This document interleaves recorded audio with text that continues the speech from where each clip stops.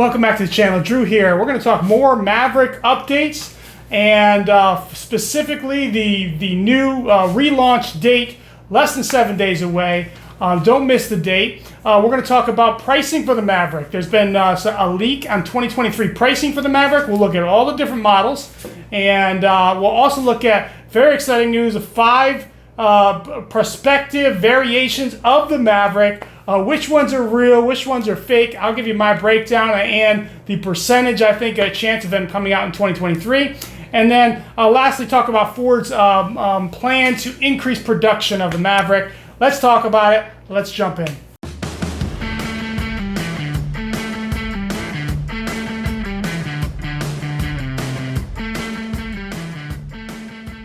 All right, so the most importantly, the first date for the new relaunch is September 15th. This is Ford's 4th time they've changed it, and boy, it's been hard to keep up with. Now, there's only really 2 reasons that I can think of why Ford would keep moving this date around. The first reason is I think they want some confusion on it. I think they know there's a huge backlog of people interested in this vehicle, and they want a little bit of confusion because it'll allow them to spread out their orders evenly. That's what it seems like to me. I mean, there's no other, why would you have a date forward, or you'd have a date set, and then you'd move it one day, and then you'd move it several weeks forward, and then you'd move it a month and a half backwards. It just doesn't make sense unless they want a little bit of confusion out there. Even, in fact, if you look at Maverick relaunch or Maverick production orders or production, anything like that, you're going to find different articles with dates all over the place. You'll even find a couple of my videos where the dates are wrong, and Ford's just kind of create a lot of confusion. Maybe it's on purpose. Maybe it's they want to spread out the amount of people hitting it up. If you stay tuned to this channel, you'll know that the correct date is September 15th.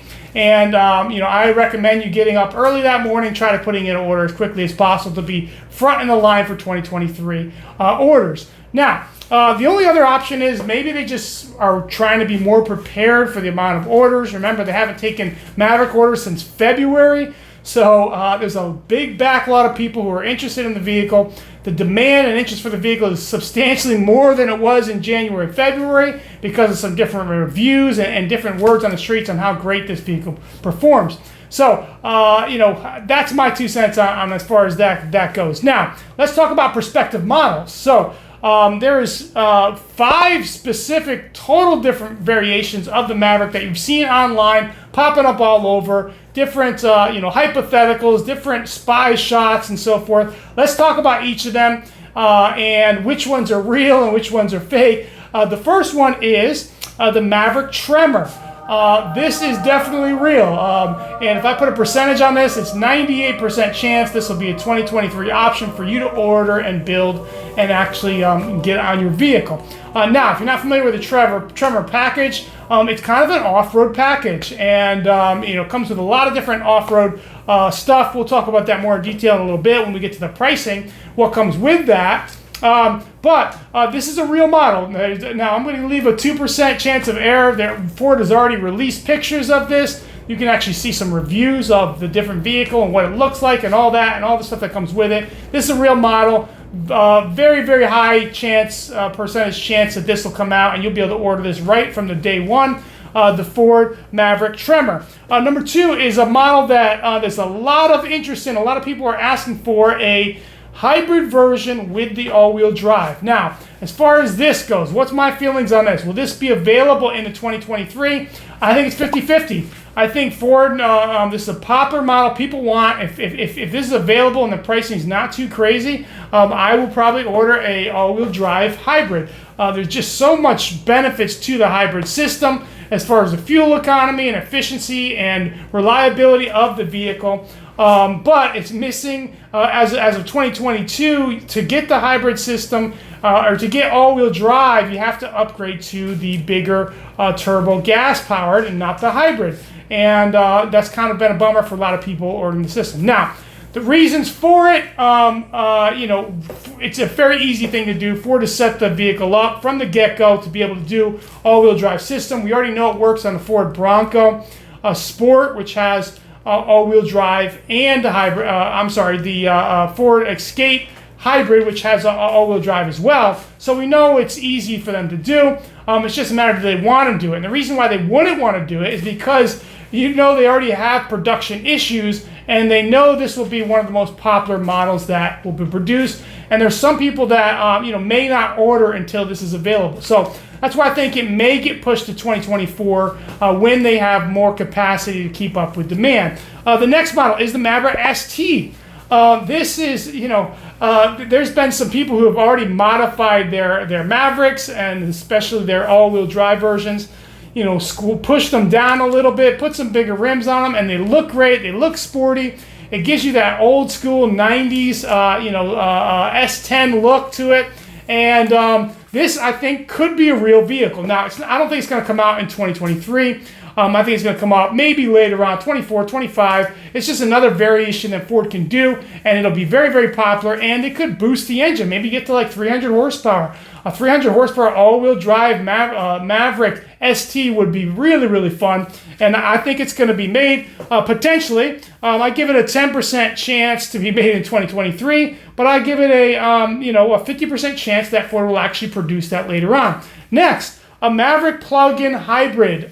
This vehicle will be made. We've already seen spy shots out online of a Maverick plug-in hybrid, and this could be the very perfect version of the Maverick as far as efficiency. Right now, the Maverick Hybrid has a 1.1 kilowatts battery, very small battery, and you're already seeing how efficient it can be. Averaging 40 miles per gallon, in some cases higher than that, depending on the trip. And can you imagine if they took the Maverick and they added a plug-in option, which would not be hard to do?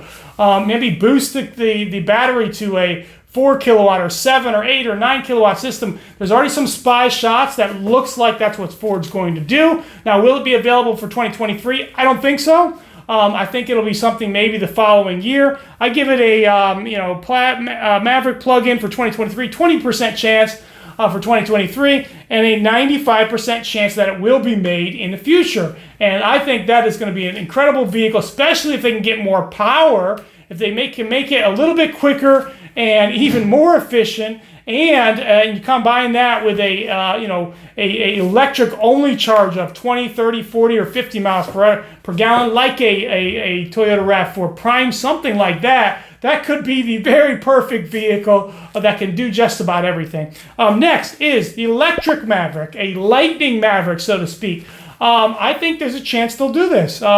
There are some spy footage out there of what people think might be a lightning version of the Maverick or an electric version of the Maverick, and it's a possibility. For 2023, not likely. Say a 5% chance of that, maybe a 50% chance in the future of actually making a electric version of the Maverick. So definitely think it's a possibility, but not for 2023.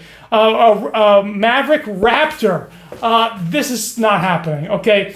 First of all, the Raptor truck is a premier vehicle of Ford, and they're expensive vehicles. I mean, they're priced high, and we've been waiting years for the Ranger Raptor, and it looks like Ford is going to bring the Ranger Raptor to the U.S. finally. It's been all over the world except the U.S., and the Chevy's ZR2 has shown how popular a vehicle like that will be.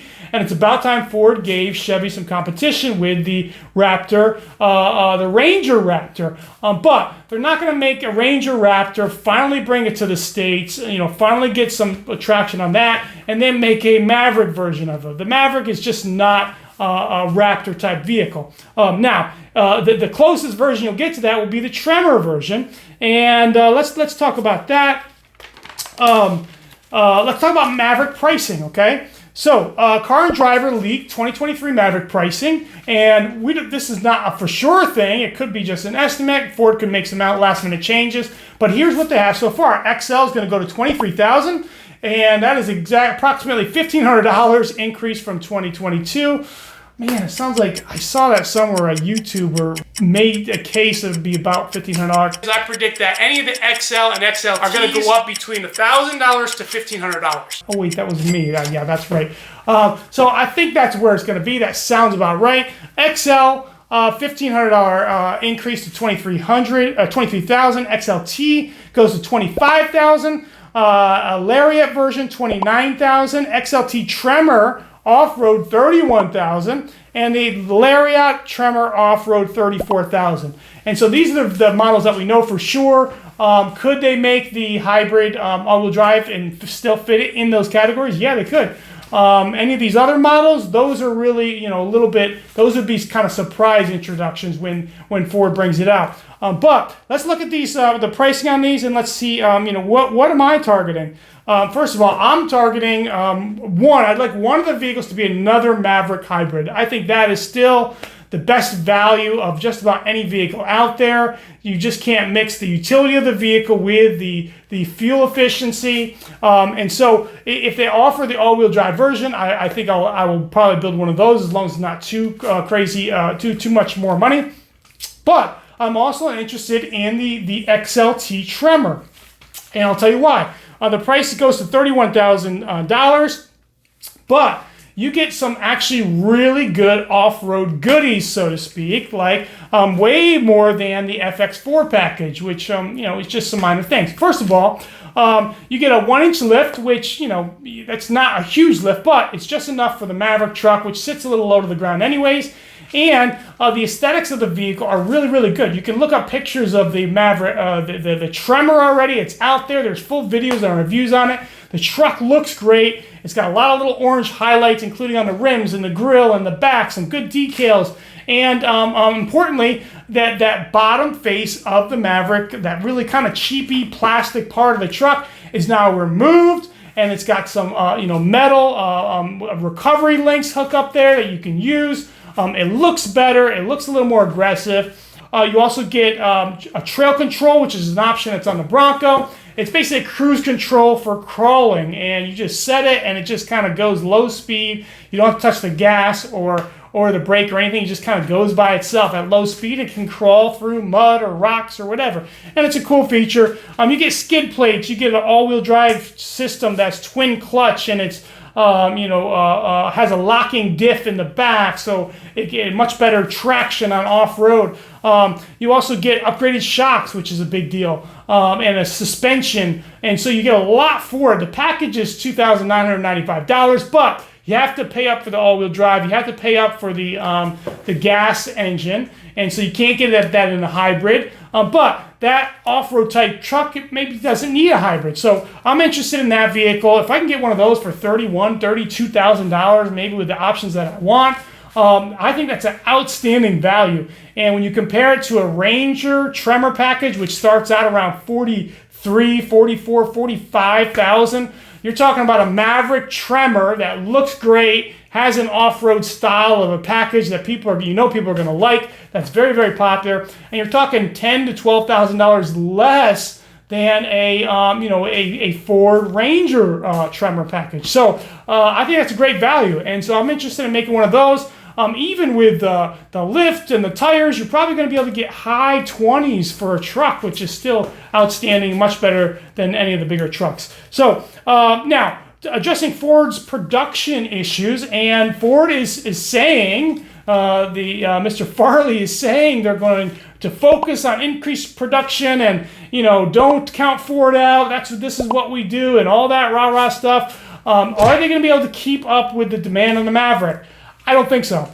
And I think it's going to be several years before you'll be able to just go to a dealership and buy a Maverick off the lot at regular price. And that's why it's so important that you put your orders in as early as possible on September 15th or shortly thereafter.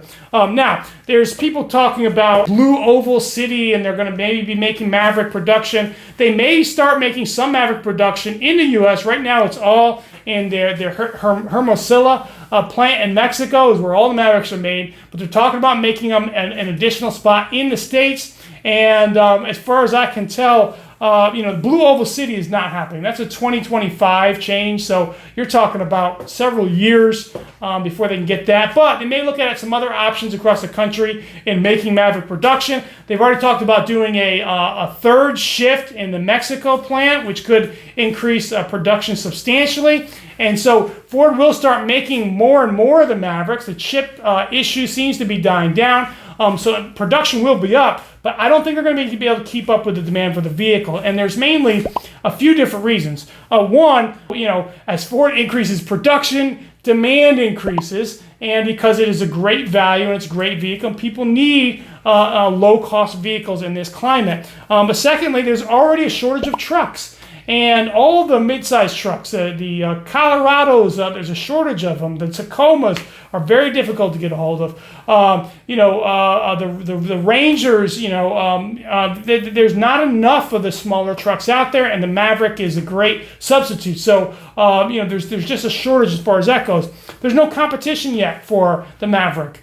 There's no truck-looking vehicle, and we've already talked about the Hondas and the Santa Fe or the Santa Cruz, but those are really not the great competitors to the Maverick, especially at the price point.